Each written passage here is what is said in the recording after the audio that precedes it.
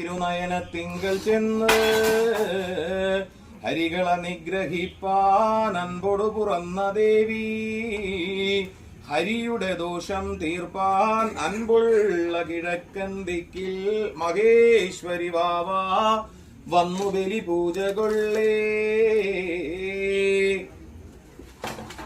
ശ്രീ ഭദ്രകാളി അമ്മേ, ഞാനിതോ അറിഞ്ഞ പോലൊരുക്കിയതോ ബലികളെല്ലാം പിഴച്ചിതോർ പിഴ പുറത്ത് അൻപുള്ള അഗ്നികോണിൽ മഹേശ്വരി വാവ വന്നു ബലി പൂജ കൊള്ളേ.